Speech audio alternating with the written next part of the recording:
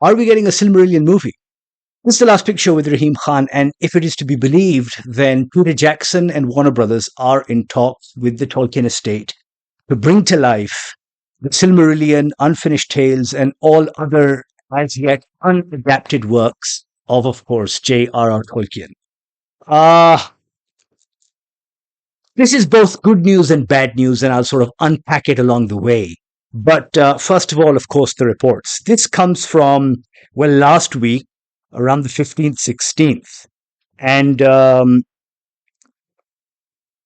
according to Deadline, Jackson revealed, Peter Jackson, of course, director of The Lord of the Rings and The Hobbit, Jackson revealed that he and Studio Warner Brothers were in discussion with Tolkien's estate to adapt previously unavailable works, most notably The Silmarillion, a collection of myths and stories posthumously released in 1997, edited by Tolkien's son Christopher. Wait. He also went on to say there's a lot more Tolkien writing that would actually make great movies. Christopher Tolkien edited and published other J.R.R. Tolkien books, The Silmarillion, Unfinished Tales. I mean, there's a lot more Tolkien writing that would actually make great movies that was subsequently edited and released by Christopher. He explained. But he just absolutely not. Those rights have never been available. But Christopher passed away recently, well, I suppose 2 or 3 years ago now, and the younger Tolkiens, the next generation, are now running the estate. They're much more open to talking, so a combination of Warner's and us have been talking to some of the younger Tolkien members who are now part of the board about the possibility of actually licensing the rights to some of the other books. It would be nice to get away from the appendices and get something a bit more meaty. Well, okay. So a little on Christopher, of course, and then we can talk about other things. So Christopher Tolkien, J.R.R. Tolkien's son, of course, was largely responsible for bringing work that Tolkien himself was unable to publish because, of course, they were as yet unfinished. So without Christopher, we would never have gotten the Silmarillion, we would have never have gotten Unfinished Tales and all the other works that we got after, of course, Tolkien's death. So for those of us who are fans of Tolkien's work, he is an integral part. Different to, say, for example, another scion, like, for example, Frank Herbert's son. I wonder, and I think this is for Tolkien scholars to maybe, comment on, but I wonder how much Christopher inserted himself into those works and how much he preserved his father's original works. Because we know, for example, with Brian Herbert, that he went on to expand the Dune universe. And, while I'm sure his father's notes and conversations with him when he was alive and all of that stuff were there to guide him, he did, of course, put his own spin or take on it. So that is there. So how much of Christopher is in these works?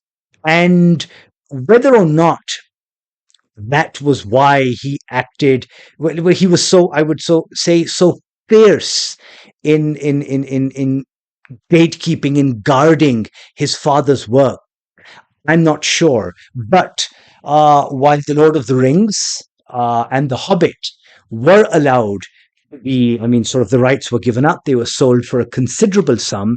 He was dogged about this. I remember even back then, even when The Lord of the Rings came out and then The Hobbit a couple of years later, there was always this anticipation among fans. When are we going to get the Silmarillion? Because the Silmarillion is, I think, is the epitome of Tolkien's writings. And I would say, even for fantasy, the genre itself, it stands as, dare I say, even better than The Lord of the Rings and The Hobbit combined.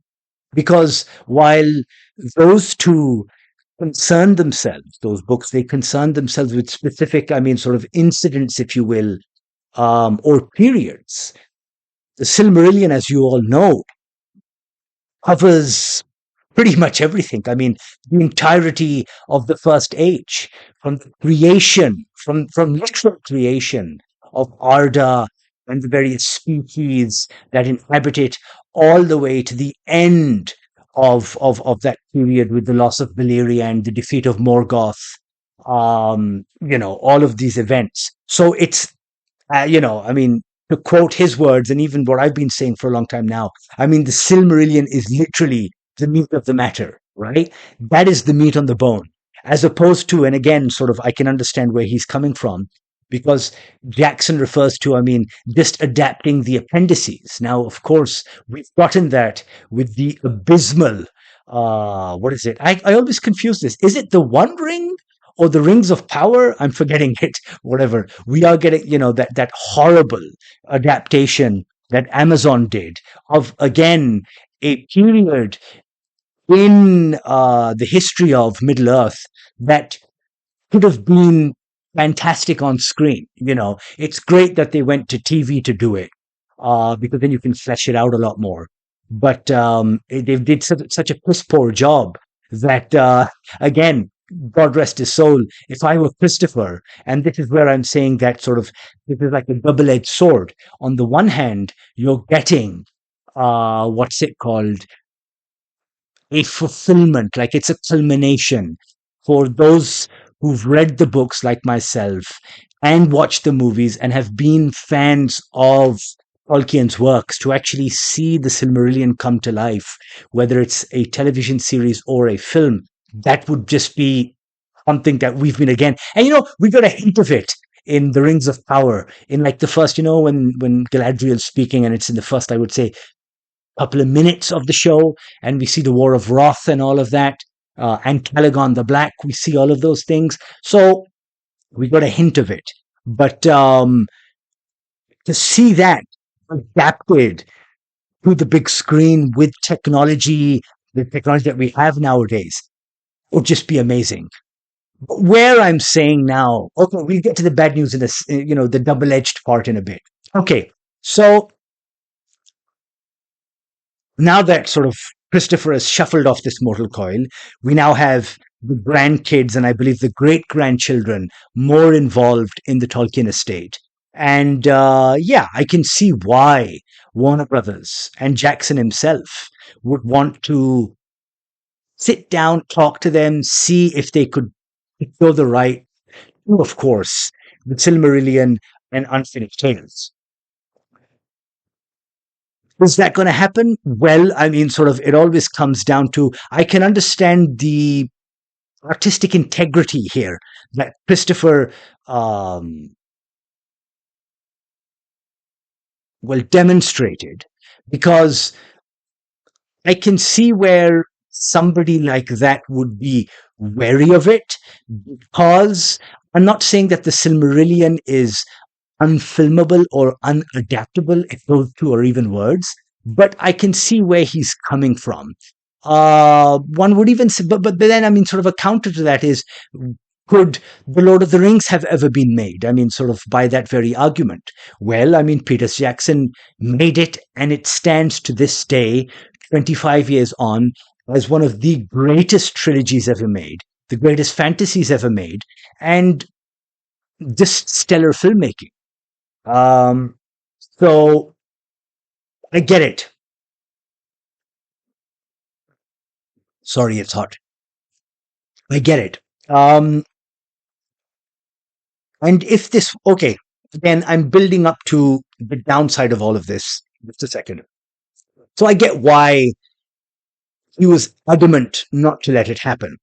Of course, in his lifetime, I believe they did sell the rights for the Rings of Power, at least that sort of those chapters at least, to be sold to Amazon. Because now, I mean, in 2026, I'm not sure of the exact date, we will be getting, what's it called? The final and third season, the third and final season of the Rings of Power. And I think we can all breathe a sigh of relief that we no longer have to watch that shit, because it's been horrible, right?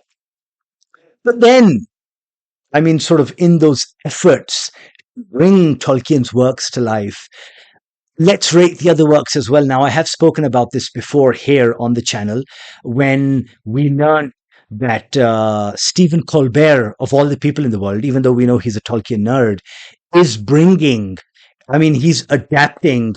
Well, I mean, sort of, this was never really even though Tolkien did start like a book, what was it, The Coming Darkness or something like that. I'm forgetting the exact name.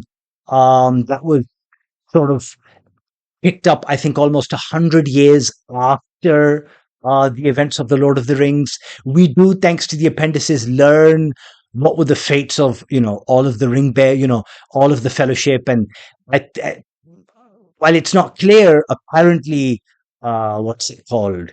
Colbert is developing a story that follows, Samwise and Pippin and Merry, because of course, at the end of the Lord of the Rings, Frodo sails off to the Undying Lands along with Gandalf. So apparently he's adapting a story. He's writing a story on that along with his son. What, why, I have no idea. But then let's look at the other things that we have sort of that are cooking. So, or have already been cooked. Although I think if you were Gen Z, you would think that's the wrong application of the word, whatever. Okay. We had, of course, the War of the Rohirrim. Now, the War of the Rohirrim was the first, not the first. We had Ralph Bakshi's animated Lord of the Rings, but, it was the first modern um, uh, animated adaptation of, again, an appendice, which is the Helm Hammerhand and the war against the Easterlings, I think, whatever. It was, I mean, it was okay. It wasn't great. Um, I think it was somewhat better than, again, the Rings of Power, but then that was just it. Uh, so, yeah. Now, of course, we also have the something that clearly does not require, I would say, an adaptation. But again, with them being thrown like, these bones by the Tolkien estate, I think the Warner Brothers was happy to settle with anything. And so we get the Hunt for Gollum. Now, the Hunt for Gollum has already has a lot of like, the original cast returning in the form of course, Elijah Wood as Frodo Baggins, Sir Ian McKellen as Gandalf, and Serkis as Gollum. Now we have a new Aragorn in Jamie Dornan, and this movie is again something that's alluded to in, of course, the books. We see it in the movie. Did it need to be adapted into a movie itself? No, we're getting it. So this is now where I'm going off into the parts where just one more thing before I get into that. I'm glad that Peter Jackson is taking a more active role in this. Maybe he was spurred into action by the failure that is the Rings of Power. But I mean, his long-standing relation with Warner Brothers and the fact that, I mean, sort of he was the one, along with Philippa Walsh and Fran Walsh and Philippa Boyens, yes, to bring the Lord of the Rings to life. Uh, we haven't really seen, except for that documentary that he did. What was it? They Shall Not Grow Old. That World War One documentary, and I think there was that Beatles one as well. We haven't seen, I think, a feature film from him in a while. So it would be nice to see this guy get back into action because, again, he was responsible for the Lord of the Rings. But then, as I keep on saying, this is a double-edged sword. He was also responsible for The Hobbit. Now, even though The Hobbit is still, I would say, like this sort of high watermark compared to the Rings of Power, it wasn't the best that one could, that possibly have been done. But then, considering the context at the time, Guillermo del Toro was supposed to be, Jackson was supposed to be executive producing, del Toro was supposed to be directing. Now, for whatever reason, that didn't work out. Last minute, apparently, Jackson had to step in. Now, Jackson had already, I would say, committed, I would say, 6 years of his life Lord of the Rings, and he had to do it here again. And sort of that burnout was visible on the screen. Even though, again, I'm saying The Hobbit is still a very enjoyable watch. I still really like it. There are moments in it that you can clearly tell that, fresh pair of eyes, a new hand on this would have really, really benefited the movie. So that's where my first kind of thing comes from. My first like qualm, I would say, because this would be his third outing if he does do the Silmarillion. Um, will he be able to do it justice? Because again, the Silmarillion is something you just can't fuck up. I'm sorry, it is so sacred that yeah, I would never be able to forgive the filmmakers for making a hash of this thing. It is so important to me, but then to all of us who are fans, right? Another reason that gives me pause is because of the recent adaptations and the directions in which, these Tolkien adaptations have gone. The Rings of Power, The War of the Rohirrim, and for Gollum. I fear that again, if we do not have steady hands charting this course, if we do not have the right people behind this, we are going to end up ruining something. And that's where I'm sort of with Christopher on this, God rest his soul, that, maybe this is something that should be left untouched and that it should be enjoyed in its true form, the book, of course, as a book. I guess only time will tell. I mean, I can't say that they will do a bad job or they won't. I can't really say. Of course, the hope, the prayer is that they will do it justice because those stories, and in fact, this little episode has inspired me to like sort of do an adaptation of like sort of chart out what an adaptation of the Silmarillion would be. So I'm definitely going to be doing that in the future. Um, but yeah, I've received it. It's like sort of almost bittersweet where I received this news with elation and some dejection. Uh, because, if we have one perfect thing existing in the form of The Lord of the Rings, everything else after the fact has been kind of average. I hope that does not happen with Silmarillion. So let's see what happens.